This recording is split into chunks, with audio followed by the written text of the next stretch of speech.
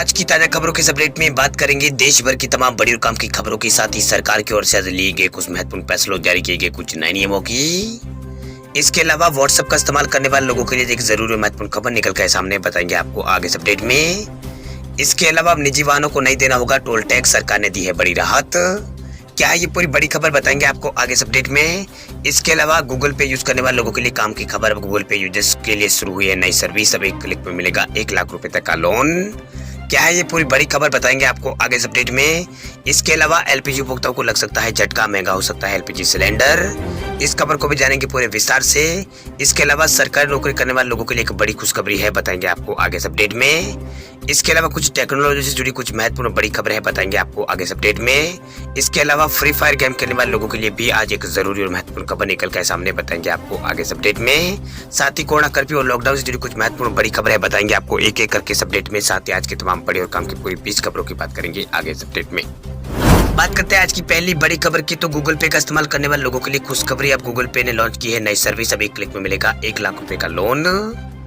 अगर आप भी गूगल पे का यूज करते हैं तो ये खबर आपके लिए काम की है। दरअसल किसी भी इमरजेंसी में आपको 1 लाख रुपए की जरूरत पड़ती है तो गूगल पे की ये सर्विस आपकी बहुत काम आएगी। दरअसल गूगल पे की तरफ से इंस्टेंट लोन की सुविधा शुरू की गई। इस सर्विस का फायदा उठाने के लिए आपका गूगल पे का यूज करना और आपके क्रेडिट हिस्ट्री का अच्छा होना आवश्यक है, भाई दोनों ही इसमें जरूरी है।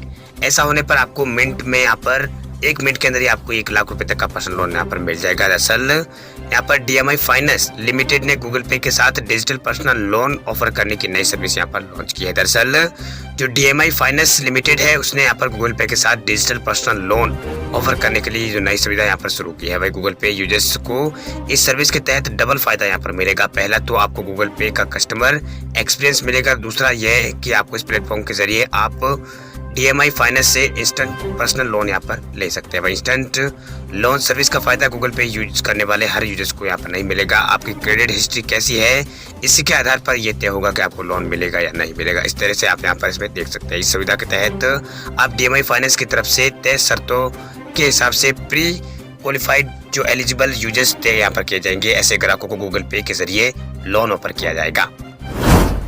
वही अब बात करते हैं अगली खबर की, तब निजी वाहनों को नहीं देना होगा टोल टैक्स, सरकार ने दी है बड़ी राहत।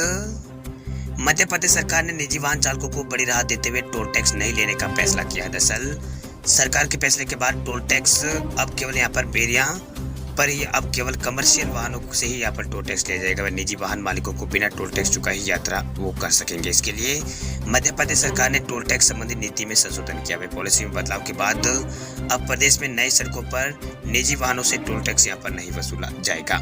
दरअसल बीजेपी सरकार का ये कदम आगामी चुनावों को लेकर बड़ा फैसला पर माना जा रहा है। इससे निजी वाहन चालक जैसे कि कार सहित अन्य वाहन जो व्यावसायिक उपयोग में नहीं आते हैं उन सभी को टोल से छूट यहाँ पर मिलेगी। प्रदेश सरकार ने निजी वाहन मालिकों को ये बड़ी राहत देते हुए टोल टैक्स पॉलिसी में ही नए प्रावधान यहाँ पर कर दिए हैं। जिस सब छोटे वाहनों से टोल टैक्स बैरियर पर टैक्स यहाँ पर नहीं लिया जाएगा। वही वाहन चालकों को यह सुविधा राज्य सड़क पर विकास निगम द्वारा यहाँ पर ऑपरेटेड एंड ट्रांसफर के तहत यहाँ पर बनाई जाने वाली जो नई सड़कें हैं उन पर ये यहाँ पर सुविधा मिलेगी। वही सरकार की संशोधित नई नीति के तहत राज्य में बिल्ड ऑपरेट एंड ट्रांसफर यानी BOT नीति के तहत एजेंसी सड़क बनाकर टोल यहाँ पर सरकार लेती है और निश्चित समय सीमा के बाद प्रदेश सरकार उसे वापस यहाँ पर लौटा देती है। इसके अलावा प्रदेश की ऐसी सड़कें जो एजेंसी द्वारा बनाने के बाद लागत को यहाँ पर समान किस्तों में लौटा दिया जाता है। इन दोनों तरह की सड़कों पर निजी वाहनों से जो टोल टैक्स है वो नहीं लिया जाएगा। चलिए बात करते हैं अगली खबर की, तो सरकारी कर्मचारियों के लिए खुशखबरी, सरकारी कर्मचारियों की वेतन में होगी बढ़ोतरी। नरेंद्र मोदी सरकार केंद्रीय कर्मचारियों के फिटमेंट फैक्टर को बढ़ाने की घोषणा जल्द यहाँ पर कर सकती है। वही मीडिया रिपोर्ट की माने तो ये कंफर्म हो गया है।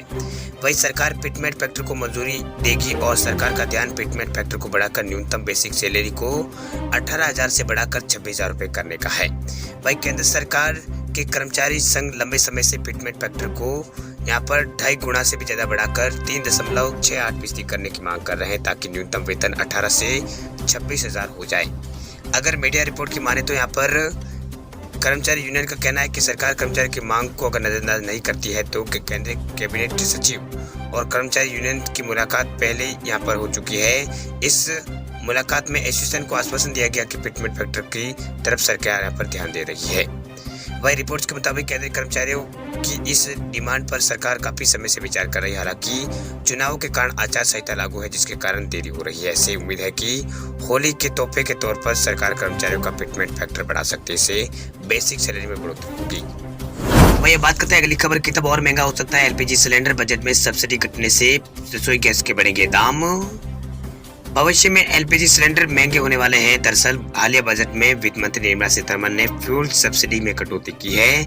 इस कटौती से सब्सिडी में मिलने वाला पैसा जो है वो घट सकता है। वह एलपीजी पर सब्सिडी के लिए सरकार फंड आवंटन करती है। इस बार के बजट में फंड की राशि घटने से सब्सिडी कम मिलने की संभावना है। वही कोरोना के बीच सरकार ने कई महीनों से सब्सिडी यहाँ पर बंद कर रखी है।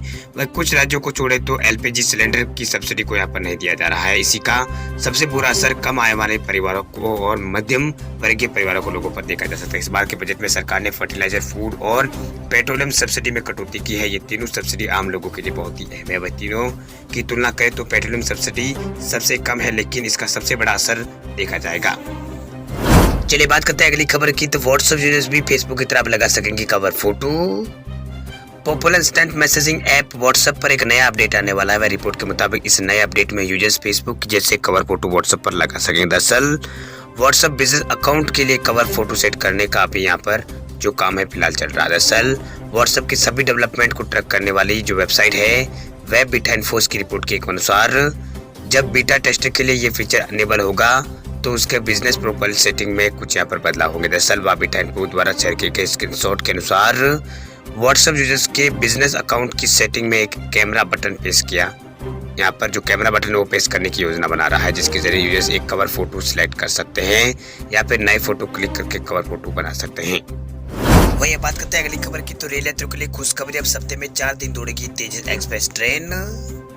दिल्ली से कानपुर के रास्ते लखनऊ से दिल्ली आने जाने वाली तेजस एक्सप्रेस ट्रेन अब हफ्ते में 3 की बजाय 4 दिन चलेगी। वह कुल मिलाकर देखा जाए तो लखनऊ से दिल्ली का सफर करने वाले यात्रियों के लिए एक बहुत बड़ी खुशखबरी। दरअसल तेजस एक्सप्रेस देश की पहली कॉर्पोरेट सेक्टर की ट्रेन है। वही कोरोना के कारण आईआरसीटीसी ने तेजस एक्सप्रेस के संचालन को 4 दिन यहाँ पर 4 दिन से 3 दिन कर दिया था। हालांकि 15 फरवरी के बाद यह व्यवस्था पहले की तरह यहाँ पर लागू हो जाएगी, यानी आज 16 फरवरी से ये नई यहाँ पर व्यवस्था लागू हो जाएगी। वे नई जानकारी के मुताबिक तेजस एक्सप्रेस अब हफ्ते में शुक्रवार, शनिवार, रविवार और सोमवार को दौड़ेगी। वे लखनऊ और कानपुर और दिल्ली के यात्रियों के लिए एक अच्छी खबर। दरअसल हालांकि पहले इस ट्रेन का संचालन हफ्ते में 6 दिन होता था, लेकिन कोरोना महामारी के बाद इसके संचालन में कमी आई है। भाई कोरोना महामारी के बाद तेजस एक्सप्रेस को नवंबर में शुरू किया गया था, लेकिन दिवाली के समय भी यात्री नहीं मिलने के कारण इसे बंद कर दिया था। वही फरवरी 2021 में इसे हफ्ते में 6 की जगह 4 दिन शुरू किया गया था। वही पिछले साल नवंबर दिसंबर में तेजस एक्सप्रेस की फेरे में बढ़ोतरी करते हुए 4 की जगह 6 दिन भी यहाँ पर कर दिया था, लेकिन जनवरी में फिर से घटाकर 3 दिन यहाँ पर कर दिया गया था। हालांकि दिल्ली में अब ऑफिस खुलने लगे हैं, जिससे जनजीवन सामान्य होने लगा। इसी कारण आईआरसीटीसी ने 3 दिन की जगह तेजस एक्सप्रेस को 4 दिन चलाने का फैसला लिया है। चलिए बात करते हैं अगली खबर की, तब यूजर्स नहीं खेल पाएंगे famous game Garena free fire. Bharat सरकार ने किया है बैन। भारत सरकार ने 54 नए चीनी ऐप्स पर बैन लगाने का आदेश दिया है। कहा गया है कि यूजर्स की सेफ्टी और प्राइवेसी के लिए ये ऐप खतरा बन सकते हैं।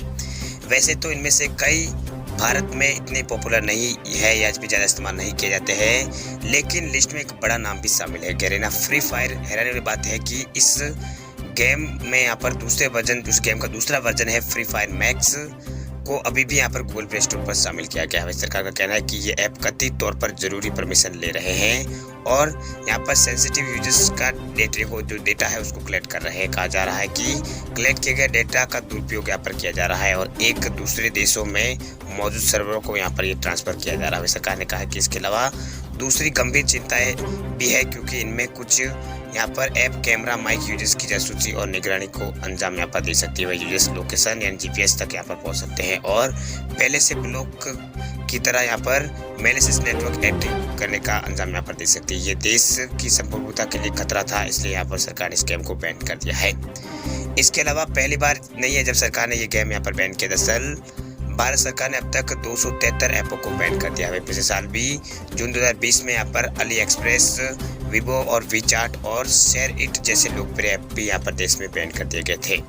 वही मंत्रालय ने टिकटॉक पर भी बैन लगा दिया था, जो कि अधिक यूजर्स के लिए बहुत बुरी खबर थी, यानी लाखों यूजर्स के लिए यह बुरी खबर थी। यह देश में सबसे अधिक इस्तेमाल किया जाने वाला शॉर्ट वीडियो शेयरिंग प्लेटफॉर्म था।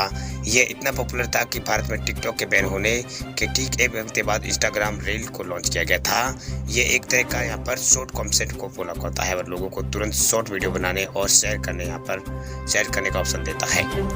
चलिए बात करते हैं अगली खबर की। तो देश में 44 दिन बाद आए हैं 30,000 से भी कम नए कोरोना केस, 347 लोगों की हुई है मौत।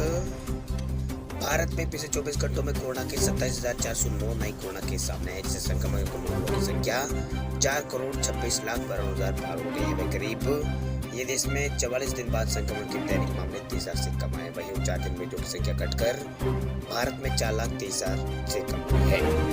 वहीं देश में यहाँ पर स्वास्थ्य एवं परिवार कल्याण मंत्रालय के मुताबिक कल जारी किए गए आंकड़ों के अनुसार इस महामारी से 347 मरीजों की यहाँ पर मौत होने से मृतकों की संख्या कुल 5,09,358 है। आंकड़ों के अनुसार कोविड-19 के दैनिक मामलों में लगातार कमी आ रही है। 9वां दिन है जब भारत में 1 लाख से कम कोरोना केस आए हैं। वही मंत्रालय ने बताया कि उपचाराधीन मरीजों की संख्या कम होकर अब 4,23,000 के आसपास यानी कम से हो गई है। वही ये टोटल मामलों के यहाँ पर 0.9% है। वही कोविड-19 से स्वस्थ होने वाले रिकवरी रेट भारत में 57.82% पहुंच गई है। वही बीते 24 घंटों में कोविड-19 का इलाज करने मरीजों की संख्या में 55,000 की कमी यहाँ पर दर्ज की गई है। वही देश में यहाँ पर 7 अगस्त 2020 को संक्रमितों की संख्या 20 लाख थी, 23 अगस्त को 30 लाख पहुंची, 5 सितंबर 2020 को 40 लाख हुई। वही संक्रमण के कुल मामले 16 सितंबर 2020 को 50 लाख हुए, 28 सितंबर को 60 लाख और 11 अक्टूबर को 70 लाख और 29 अक्टूबर 2020 को 80 लाख हो गए। वही 20 नवंबर को 90 लाख पार चले गए। देश में 19 दिसंबर 2020 को ये मामले 1 करोड़ पार हो गए थे। वे पिछले साल 4 मई को संक्रमितों का आंकड़ा 2 करोड़ पार हुआ था। वही 23 जून 2021 को 3 करोड़ का आंकड़ा पार हुआ था। इसी साल 26 जनवरी को मामले 4 करोड़ के पार देश में पहुंच गए थे। यानी देश में जो अभी मामले है वो 4 करोड़ से ज्यादा हो चुके हैं। मामले जो है लगातार यहाँ पर देश में कोरोना के जो है लगातार यहाँ पर बढ़ते जा रहे हैं, यानी मामले लगातार बढ़ते जा रहे हैं। वहीं जो कोरोना केस है वो यहाँ पर लगातार देश में भी कम हो रहे हैं। वहीं अलग अलग राज्यों की बात करें तो केरल में जो मामले हैं वो अभी कम होने लगे हैं। वहीं यूपी, राजस्थान और एमपी में भी कोरोना के मामलों में जबरदस्त गिरावट देखने को मिल रही है। महाराष्ट्र में भी कोरोना के नए मामलों में जबरदस्त गिरावट यहाँ पर देखने को मिल रही है।